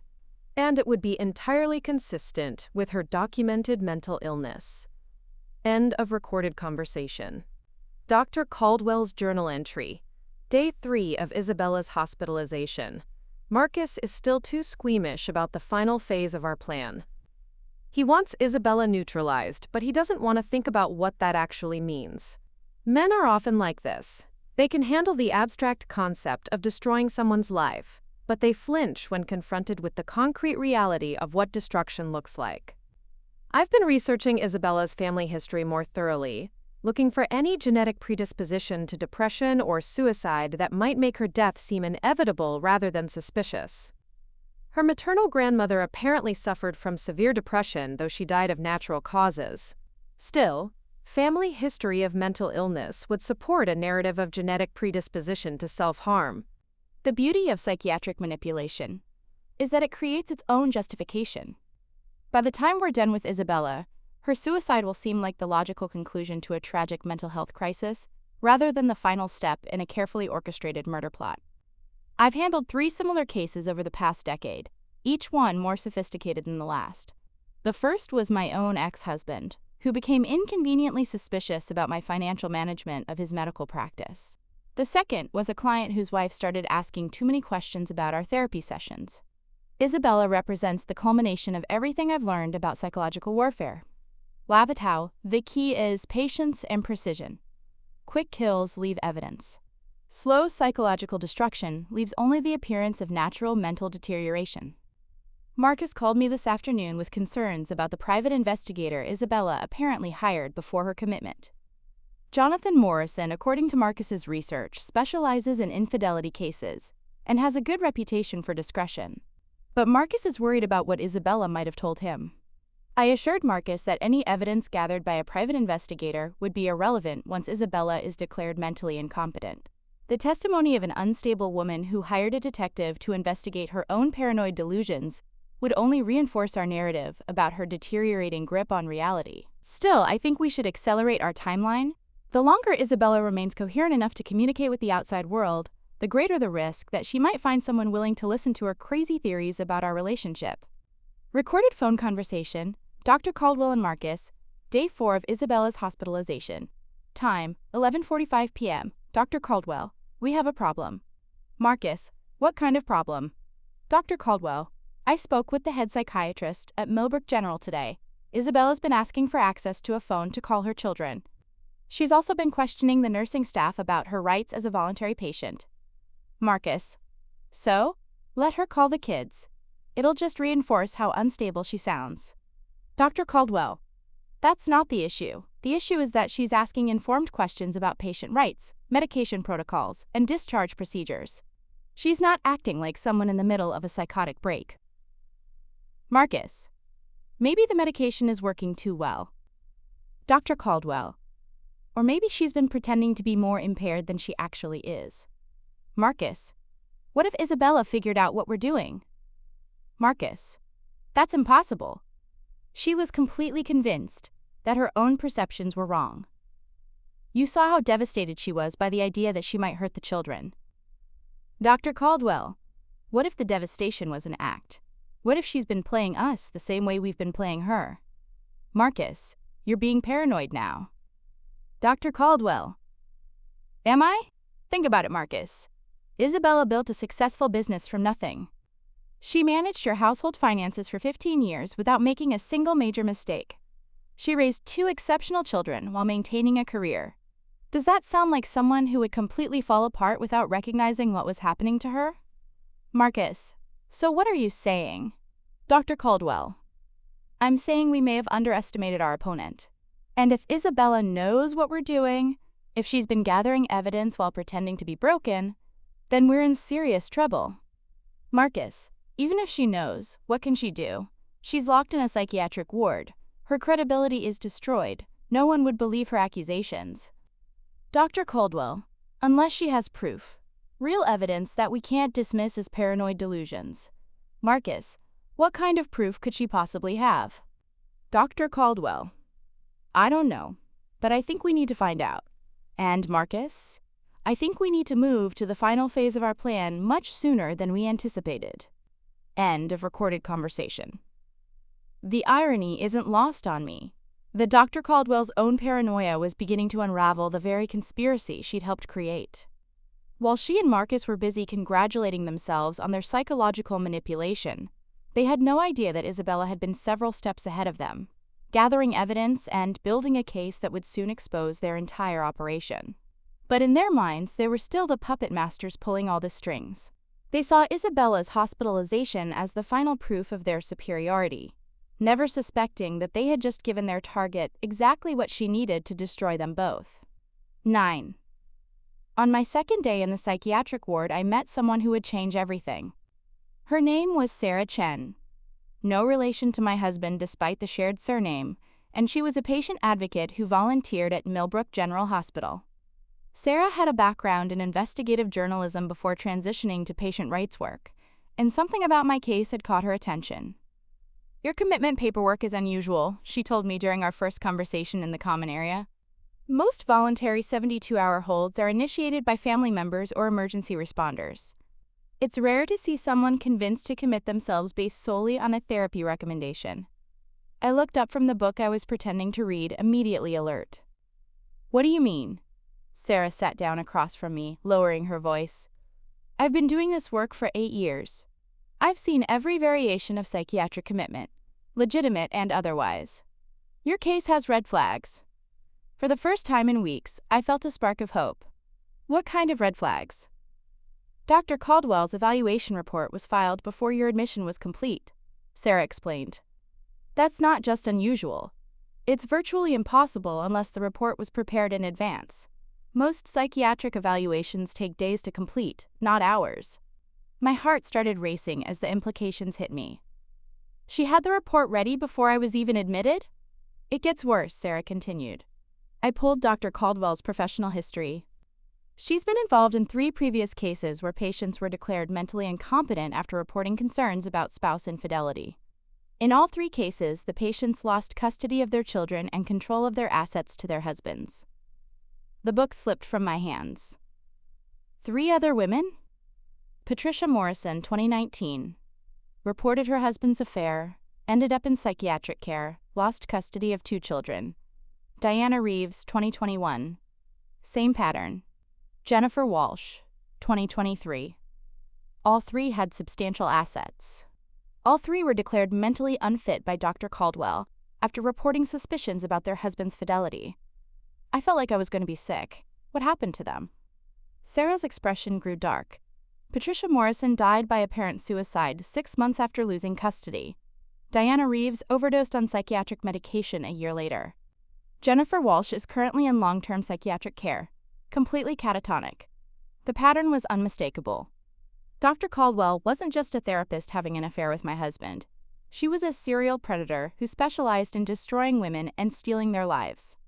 "Why are you telling me this?" I whispered. "Because Jennifer Walsh was my sister," Sarah said, her voice breaking slightly. "I've been investigating Dr. Caldwell for 2 years, trying to prove what she did to Jenny. When I saw your name on the admission list and recognized the same pattern, I knew I had to help." That night, lying in my narrow hospital bed, I felt the final pieces of the puzzle clicking into place. This had never been about Marcus's midlife crisis or even simple greed. I'd been targeted by a sophisticated predator who had perfected the art of psychological manipulation and murder. But I wasn't going to end up like Patricia, Diana, or Jennifer. The next morning, I managed to convince a sympathetic nurse to let me use the phone to call Jonathan Morrison, the private investigator I'd hired. I told her I needed to check on my children, but instead, I called Jonathan's emergency number. "Mrs. Hartwell?" Jonathan's voice was surprised. "I heard you were in the hospital. Are you okay?" "I need to know what you found," I said urgently, aware that I probably only had a few minutes before someone noticed I wasn't calling my children. "Ma'am, I have to tell you, what I've documented goes way beyond a simple affair. Your husband and Dr. Caldwell have been meeting regularly for months, not just romantically, but for what appear to be business meetings. I've photographed them with financial documents, recorded conversations about offshore accounts, and documented multiple trips to legal offices that specialize in custody cases." My hands shook as I gripped the phone. "Do you have recordings?" "Hours of them." "Mrs. Hartwell, they're planning to steal everything from you. Your money, your children, and possibly your life. I've got them on tape discussing how to make your eventual suicide look credible." The nurse was approaching, signaling that my call time was up. "Jonathan, I need you to do something for me. Contact Sarah Chen at this hospital. She's a patient advocate. Give her everything you have. And whatever you do, don't let them know you've spoken to me." Over the next several hours, Sarah and Jonathan worked together to compile evidence that would have been impossible for me to gather alone. Jonathan's surveillance had captured Dr. Caldwell and Marcus entering banks together, meeting with lawyers, and having lengthy discussions about my deteriorating mental state, in public places where they thought they couldn't be overheard.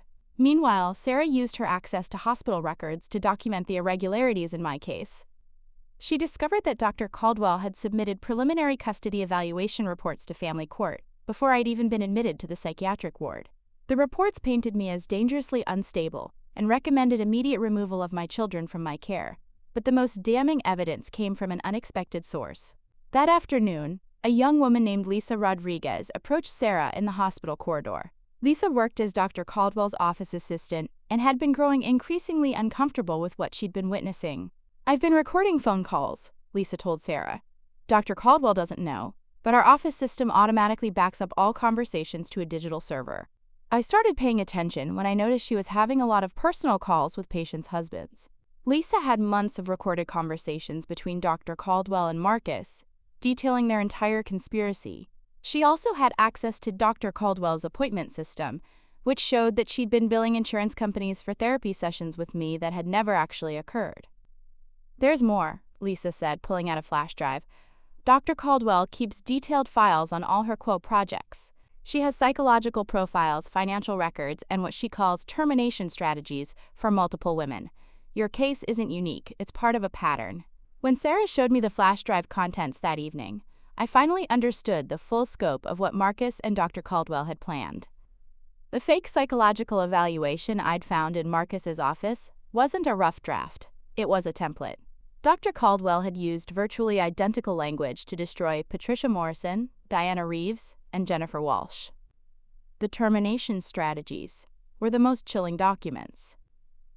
Dr. Caldwell had mapped out detailed plans for pushing each victim towards suicide, including specific triggers based on their psychological profiles. For me, the plan focused on using my love for my children as the weapon of choice. Once I lost custody, Dr. Caldwell predicted I would become suicidal within 6 months. But she'd made one crucial error in her psychological assessment.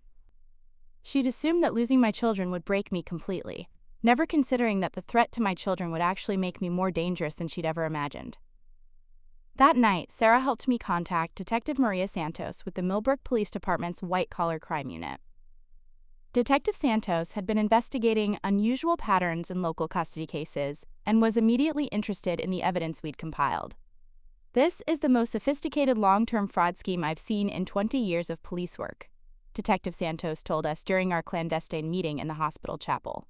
"But the evidence is solid. We have financial fraud, conspiracy, healthcare fraud, and potentially 3 homicides disguised as suicides." "What happens now?" I asked. "Now we set a trap," Detective Santos said. "Mrs. Hartwell, you're going to be discharged tomorrow as scheduled. But instead of going home to Marcus, you're going to disappear for a few days while we gather final evidence and prepare arrests." "What about my children?" "They'll be safe. We're going to put them in protective custody with your sister until this is resolved. Marcus and Dr. Caldwell can't be allowed to have access to them once they realize their plan has been exposed." As I lay in bed that final night in the psychiatric ward, I thought about Patricia Morrison, Diana Reeves, and Jennifer Walsh. 3 women who'd trusted the wrong people, who'd been destroyed by a system that was supposed to protect them. I thought about how close I'd come to joining them, how easily I could have been just another tragic suicide statistic. But I also thought about Sarah Chen, who'd turned her grief into purpose. About Jonathan Morrison, who'd risked his reputation to help a desperate woman. About Lisa Rodriguez, who'd found the courage to expose her boss's crimes. About Detective Santos, who'd listened when other people might have dismissed my story as the ravings of a mental patient. Tomorrow, Marcus and Dr. Caldwell would discover that their perfect victim had become their worst nightmare.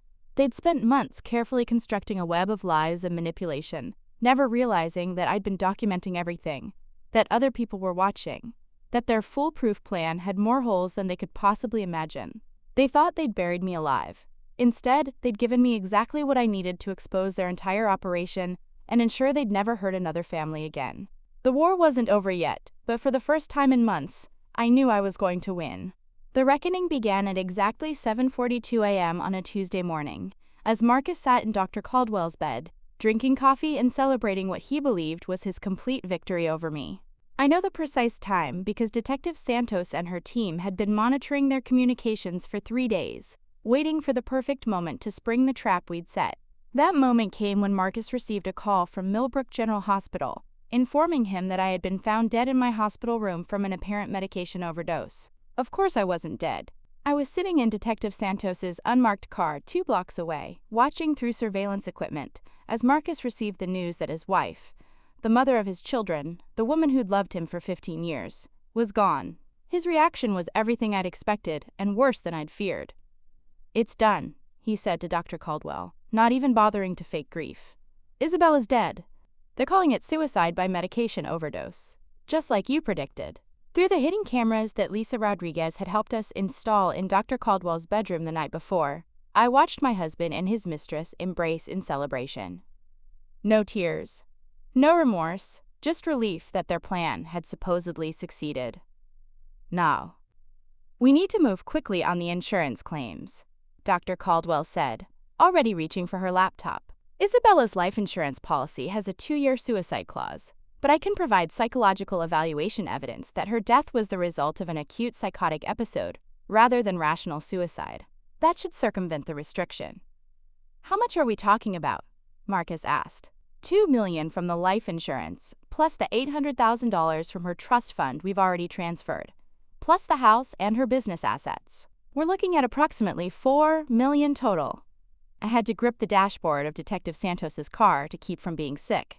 They were already calculating the value of my supposed death, planning how to profit from what they believed was my destroyed life. What about the children? Marcus continued. How soon can we get them settled into the new arrangement? Dr. Caldwell's expression turned calculating. Sophia and Oliver will be traumatized by their mother's suicide, of course. As their father and the only stable parent remaining, you'll have full custody. I'll provide ongoing therapy to help them process their grief, which will also allow me to monitor their emotional development and ensure they don't ask inconvenient questions about Isabella's death. The casual way she discussed manipulating my children's grief made me understand, with crystal clarity, that Dr. Caldwell wasn't just a criminal. She was a monster who would have spent years psychologically abusing Sophia and Oliver to maintain her control over our family's stolen wealth. I love you, Marcus said, pulling Dr. Caldwell close. I couldn't have done any of this without you. We make an excellent team, she agreed. Patricia Morrison's husband is still paying me a monthly retainer for ongoing grief counseling 3 years after her death. Diana Reeves's ex-husband just bought me a new car as a thank you gift for helping him move on from his wife's tragic mental illness. We'll be set for life, Marcus. That's when Detective Santos gave the signal. Dies. The bedroom door exploded inward as a SWAT team flooded Dr. Caldwell's house. Marcus and Dr. Caldwell barely had time to register what was happening before they were on the ground in handcuffs, surrounded by armed officers reading them their rights. Marcus Hartwell, you're under arrest for conspiracy to commit fraud, theft of marital assets, and conspiracy to commit murder, Detective Santos announced as she entered the bedroom. Dr. Vivienne Caldwell, you're under arrest for healthcare fraud, conspiracy to commit murder, and 3 counts of first-degree murder in the deaths of Patricia Morrison, Diana Reeves, and Jennifer Walsh. The look of shock and terror on their faces was everything I'd dreamed it would be during those dark nights in the psychiatric ward. But the real satisfaction came 20 minutes later, when Detective Santos brought me into Dr. Caldwell's living room to face them directly. Marcus went white when he saw me walk through the door, very much alive and flanked by police officers. Isabella? But the hospital called. They said you were dead. Did they? I asked calmly. That's interesting, because I've been in protective custody for the past 3 days, working with law enforcement to document your conspiracy to steal my life and murder me. Dr. Caldwell's professional composure finally cracked. This is impossible. You are mentally incompetent. No one would believe your paranoid delusions. I smiled for the first time in months. You're right that no one would believe the word of a mentally unstable woman against 2 respected professionals. That's why I didn't rely on my word alone. Detective Santos nodded to one of her officers, who began playing audio recordings on a portable speaker. The sound of Marcus and Dr. Caldwell's voices filled the room, discussing their plans to drive me to suicide, their celebration of my supposed death, and their detailed calculations of how much money they'd make from destroying my life. We've been recording you for 72 hours, I continued. Every phone call, every text message, every conversation. Including the ones where you discussed murdering 3 other women and making their deaths look like suicides. Marcus looked like he was going to vomit. Izzy, please, you have to understand. My name, I interrupted, is Isabella. And the only thing I understand is that you spent months systematically destroying my mental health, stealing my money, and planning to take my children away from me. Then you were going to drive me to suicide and profit from my death. It wasn't supposed to go that far, Marcus said weakly. You wanted everything, I finished. My trust fund, my house, my children, my life insurance money. You wanted me dead, Marcus. You celebrated when you thought I was dead. Dr. Caldwell had gone completely silent, finally understanding that her careful psychological manipulation had been turned against her. Every word she'd spoken in the past 3 days had been recorded, every cruel calculation documented, every piece of evidence she'd thought was buried had been brought into the light. Patricia Morrison, Diana Reeves, and Jennifer Walsh can't speak for themselves anymore, I said, looking directly at Dr. Caldwell. But I can speak for them. I can make sure everyone knows what you did to them. I can make sure you never hurt another family again. As the officers led Marcus and Dr. Caldwell away in handcuffs, I felt something I hadn't experienced in months. Peace. Not the artificial calm of medication or the numbness of psychological manipulation, but genuine peace that comes from knowing justice is being served. Detective Santos walked me to her car, where she'd arranged for me to be reunited with Sophia and Oliver. My sister had been caring for them during the final phase of the investigation. telling them only that Mommy was helping the police with something important. What happens now? I asked as we drove toward the safe house where my children were waiting. Now Marcus and Dr. Caldwell face trial for multiple counts of murder, fraud, and conspiracy, Detective Santos replied. The evidence we've gathered is overwhelming. They'll spend the rest of their lives in prison. And the other victims? Patricia, Diana, Jennifer. Jennifer Walsh is already showing signs of improvement, now that she's been removed from Dr. Caldwell's, quote, care. The Patricia Morrison and Diana Reeves cases are being reopened as homicide investigations. Their families will finally get justice. As we pulled into the driveway of the safe house, I saw Sophia and Oliver running toward the car. They'd been told that Mommy was okay, that the bad people who'd been trying to hurt our family had been caught, and that we were all safe now. When Oliver threw himself into my arms, I started crying for the first time since this nightmare began. But these weren't tears of despair or confusion. They were tears of relief, of gratitude, of a mother who'd fought for her children and won. Are we going home now, Mommy? Sophia asked. Yes, sweetheart, I said, holding both my children close. We're going home. And no one is ever going to try to take us away from each other again. Marcus and Dr. Caldwell had tried to break me by using my love for my children against me. They never understood that my love for Sophia and Oliver wasn't a weakness to be exploited. It was the source of a strength they could never comprehend or overcome. They'd turned me into someone they never expected to face, a mother with nothing left to lose and everything to protect. 2 years later, I stood in the witness box of a federal courtroom, looking directly at Marcus and Dr. Caldwell as I delivered the final testimony that would seal their fate forever. The trial had been a media sensation, dubbed the therapist murder plot by news outlets across the country. But for me, it was simply the final chapter in a story that had nearly ended with my destruction and the loss of everything I loved. Mrs. Hartwell, the prosecutor said, her voice carrying across the packed courtroom, can you tell the jury how you feel about the defendant's claim that you manipulated them into this conspiracy? I looked at Marcus, sitting at the defense table in an orange jumpsuit, looking years older than the man I'd married 15 years ago. He couldn't meet my eyes. Beside him, Dr. Caldwell stared at me with undisguised hatred, furious that her perfect victim had become the architect of her downfall. Your Honor, I said, addressing the judge directly, Marcus Hartwell and Dr. Vivienne Caldwell spent months convincing me that my own perceptions were symptoms of mental illness. They drugged me, gaslit me, stole my money, and planned to murder me. The only manipulation in this courtroom is their attempt to avoid responsibility for what they did to me, and to Patricia Morrison, Diana Reeves, and Jennifer Walsh. The defense had tried every angle they could think of. They claimed I was a vindictive ex-wife fabricating evidence. They suggested I'd seduced Dr. Caldwell into the affair to frame them both. They even argued that my survival proved there had never been a real murder plot. But the evidence was overwhelming. Lisa Rodriguez's recorded conversations, Jonathan Morrison's surveillance footage, the financial records showing systematic theft, the template psychological evaluations used across multiple victims, Dr. Caldwell's own journal entries detailing her termination strategies. Most damning of all were their own recorded words from the morning they thought I was dead, celebrating their success and planning to profit from my supposed suicide. The jury deliberated for less than 3 hours. Marcus was convicted on 12 counts, including conspiracy to commit murder, financial fraud, and racketeering. He received a sentence of life in prison, without the possibility of parole. Dr. Caldwell was convicted on 27 counts, including 3 counts of first-degree murder for Patricia Morrison, Diana Reeves, and Jennifer Walsh. She was sentenced to death by lethal injection. As the verdicts were read, I felt a profound sense of closure that I hadn't expected. This wasn't just justice for me. It was justice for 3 women who died believing they were crazy, whose children had grown up thinking their mothers had abandoned them, whose families had spent years blaming themselves for not seeing the signs of mental illness that had never actually existed. After the sentencing, I was approached by families of the other victims. Patricia Morrison's teenage daughter, who'd spent 3 years believing her mother had committed suicide because she wasn't worth living for. Diana Reeves's parents, who'd blamed themselves for not getting their daughter better psychiatric care. Jennifer Walsh's brother, who'd watched his sister deteriorate into catatonia and thought he'd failed to save her. Thank you, Patricia's daughter said, tears streaming down her face.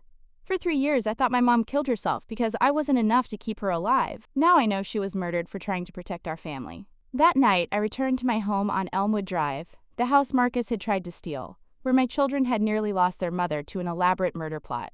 But it felt different now. The shadows that had seemed threatening during those months of manipulation were just shadows again. The rooms that had felt like a prison when I was being gaslit were once again filled with warmth and love. Sophia, now 14, had grown into a fierce young woman with a passion for justice that I suspected had been shaped by watching her mother fight for her family's survival. She'd started a blog about recognizing manipulation and abuse, which had gained a following among teenagers dealing with difficult situations. Oliver, now 11, had bounced back from the trauma with the resilience that children sometimes possess. He still built elaborate Lego cities, but now he included police stations and courthouses in every design. To keep the bad guys away, he explained matter-of-factly. I'd rebuilt my graphic design business, which had thrived beyond my wildest expectations. Surviving a murder plot and exposing a serial killer had given me a certain notoriety that translated into high-profile clients and speaking engagements. I'd written a book about psychological manipulation and gaslighting that had become a bestseller, with proceeds going to support other victims of domestic abuse and fraud.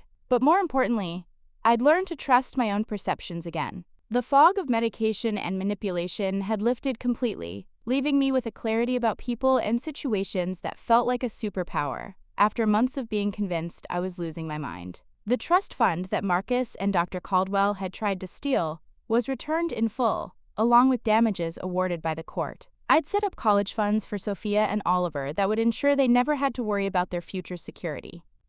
The rest I'd used to establish the Morrison Reeves Walsh Foundation, which provided legal and psychological support to victims of sophisticated fraud and manipulation schemes. Jennifer Walsh had made a remarkable recovery once she was removed from Dr. Caldwell's care. The medications that had kept her catatonic were revealed to be a deliberate cocktail designed to suppress her cognitive function. She was now living independently and working as an advocate for patient rights, using her experience to help other victims of medical abuse. Sarah Chan had become one of my closest friends, bonded by our shared experience of fighting for justice against impossible odds. She'd been instrumental in helping me navigate the legal system, and had continued her work exposing fraudulent psychiatric practices across the state. But tonight, as I tucked Oliver into bed and listened to Sophia practice piano downstairs, I wasn't thinking about the past or the trial or the justice we'd achieved. I was thinking about the future and the family that Marcus and Dr. Caldwell had tried to destroy but had only made stronger. "Mommy," Oliver said as I turned off his bedroom light, "are there more bad people like Daddy and that doctor lady?" It was a question he'd asked variations of many times over the past 2 years. I'd learned that honesty, delivered age-appropriately, was always better than false reassurance. "Yes, sweetheart," I said, sitting back down on his bed. "There are people in the world who try to hurt others. But there are also people like Detective Santos, and Sarah, and Jonathan, and Lisa, and all the good people who helped us when we needed it most. The good people always outnumber the bad ones." "And you're really good at stopping bad people now," Oliver added, with the confidence only a child can possess. "We're all really good at protecting each other," I corrected gently. "That's what families do." As I walked downstairs, I found an email waiting for me from Detective Santos. The subject line made my blood run cold. "New case. Need your expertise." The message was brief. "Isabella, we've been contacted by authorities in Phoenix regarding a suspicious pattern involving a therapist named Dr. Michael Brennan and 3 recent, quote, suicides of wealthy women undergoing marriage counseling. The methodology is eerily similar to Caldwell's operation. Can we talk?" I stared at the email for a long moment, feeling the familiar surge of determination that had carried me through the darkest period of my life. Somewhere in Phoenix, another predator was systematically destroying families and driving women to their deaths. Somewhere, children were about to lose their mothers to a conspiracy they couldn't possibly understand. But this time, the predator didn't know what was coming for him. I opened a new email and began typing my response to Detective Santos. "When do we start?" Marcus and Dr. Caldwell had thought they were destroying just another vulnerable woman. Instead, they'd created their worst nightmare, someone who understood their methods, who knew how to recognize their patterns, and who would spend the rest of her life making sure no other family suffered what mine had endured. The war against people like them was far from over. But now they'd have to face an enemy who knew exactly how their game was played and was very, very good at winning. Some victims become survivors. Others become warriors. I discovered I was both. Up next, you've got 2 more standout stories right on your screen. If this one hit the mark, you won't want to pass these up. Just click and check them out.